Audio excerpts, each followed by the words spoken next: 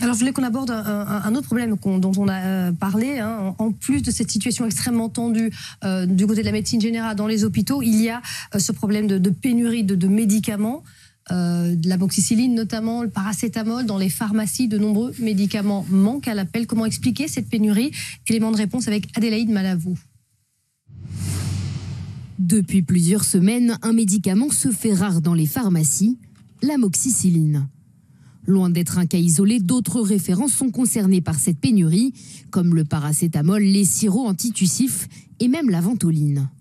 À la mi-août, 12,5% des références de médicaments étaient en rupture d'approvisionnement, contre 6,5% en janvier dernier. Mais alors, comment expliquer ces tensions? On en est arrivé là par une épidémie exceptionnelle cette année. On s'est du jamais vu. Moi, en 30 ans d'exercice, j'ai jamais vu ça. On a multiplié dans certaines pharmacies presque par 2 la consommation de paracétamol et d'antibiotiques par rapport à une année normale. Une pénurie liée aussi au prix des médicaments appliqués en France. Des tarifs moins rentables qui découragent les producteurs de médicaments. On a ce qu'on appelle raboter les prix de façon à maîtriser les dépenses. Sauf que vous pouvez le faire plusieurs années, mais il y a un moment où vous arrivez un petit peu à l'eau, c'est-à-dire à un niveau de prix qui fait que les producteurs font pas suffisamment de marge. Donc finalement arrêtent de produire. Autre explication, une partie de nos médicaments est produite en Asie et notamment en Chine, qui fait actuellement face à une nouvelle vague de Covid. Pour éviter la pénurie, le pays a décidé de limiter ses exportations vers l'Europe et donc vers la France.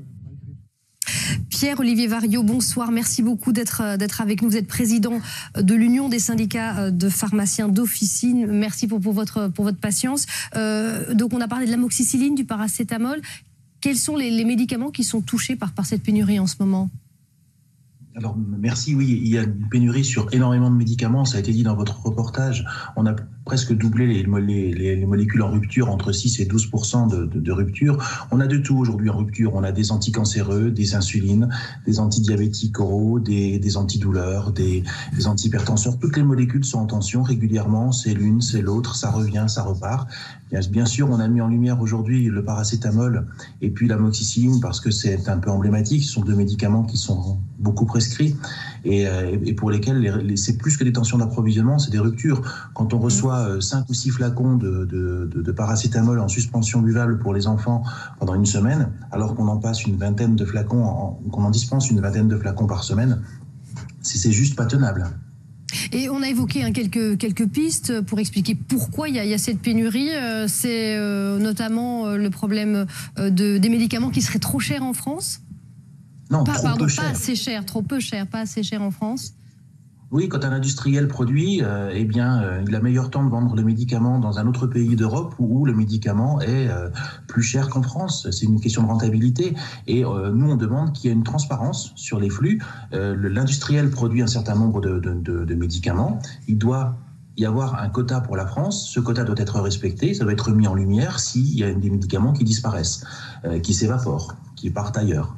D'ailleurs, le ministre allemand de la Santé a fait un appel en disant qu'il voulait augmenter de 50% le prix des médicaments pédiatriques de façon à rendre plus attractifs les médicaments en Allemagne et à éviter ainsi les ruptures. Je me tourne vers Benoît Elbaud. Comment expliquer cette pénurie de médicaments, puisqu'apparemment c'est pas nouveau, ça fait des mois que ça dure. Comment expliquer qu'il n'y ait pas de solution qui ait été trouvée en amont ?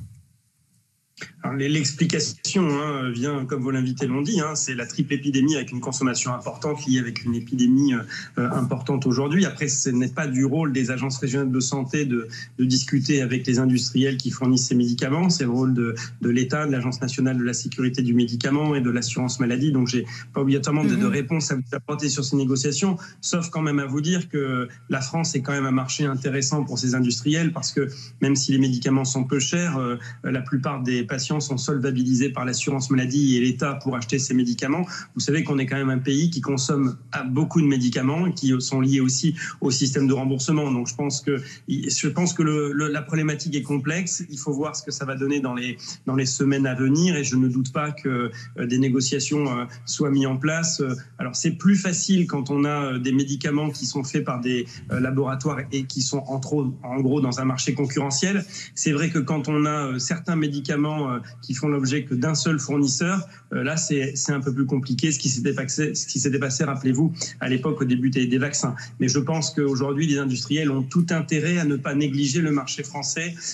S'ils veulent à l'avenir, même dans leur intérêt propre. Donc tout ça doit voir comment ça évolue dans les semaines à venir. Le problème aujourd'hui, c'est qu'il y a une pénurie mondiale parce qu'il y a une épidémie mondiale et c'est vrai que ça, c'est inhabituel. Et après, ce qui va se passer, c'est comme toujours, les laboratoires pharmaceutiques vont adapter leur chaîne de production pour que finalement, ça tienne compte de la situation des épidémies aujourd'hui et pas des années précédentes où on ne connaissait pas ces pandémies et donc ces consommations importantes au même moment dans l'ensemble des pays du monde.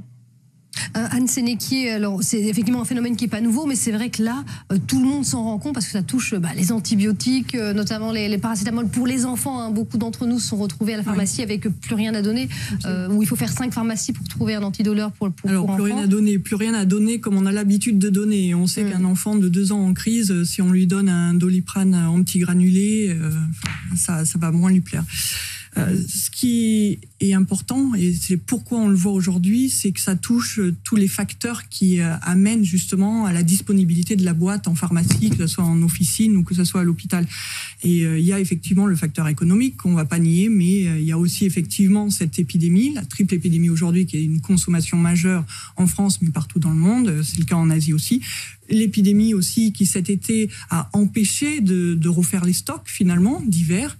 Et puis c'est vrai, on a beaucoup parlé de la souveraineté sanitaire française qu'il fallait reconstruire.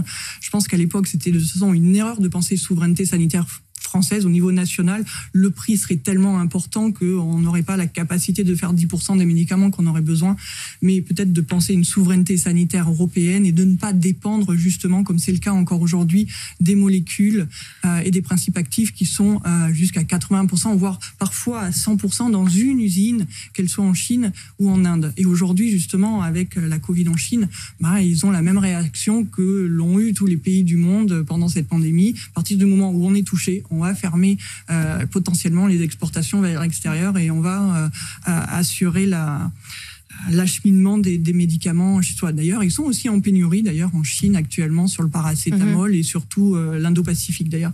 Donc, et c'est là où aujourd'hui, finalement, ça ressort, c'est que et le caractère économique et le caractère de cette triple épidémie et le côté de la Covid-19 en Asie fait que, finalement, il y a plus rien qui tient.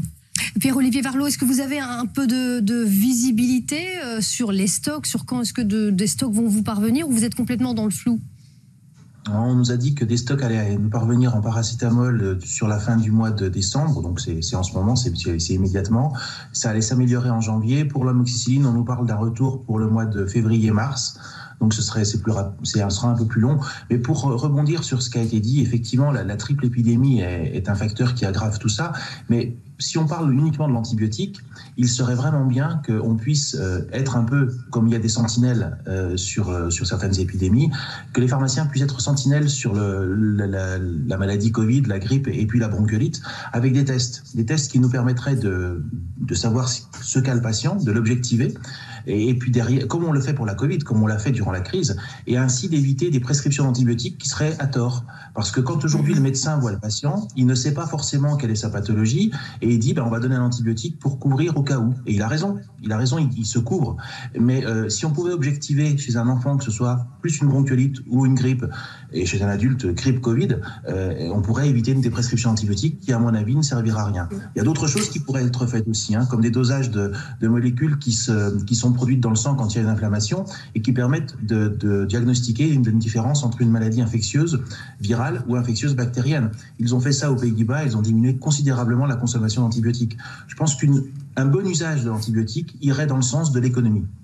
J'ai une toute dernière question pour vous. Est-ce que vous, pharmaciens, vous êtes plus sollicités en cette période où il y a effectivement cette triple épidémie, cette grève des médecins, ces urgences qui sont surchargées? Est-ce que vous voyez plus de monde finalement qui va dans les pharmacies sans consulter de médecins auparavant? Oui, il y en a parce qu'ils n'ont pas accès aux médecins, donc ils viennent un peu nous demander conseil, de savoir comment les orienter. Bien sûr, après on fait notre travail de renouveler quand on peut le faire. Quand on peut pas, on oriente aux urgences ou chez un autre médecin, c'est évident. Mais il y a une grosse demande, malgré les vacances, de patients qui étant malades. Et les épidémies sont là, c'est ce que vos autres invités ont dit, et qui viennent du coup nous demander conseil. Merci beaucoup Pierre-Olivier Variot.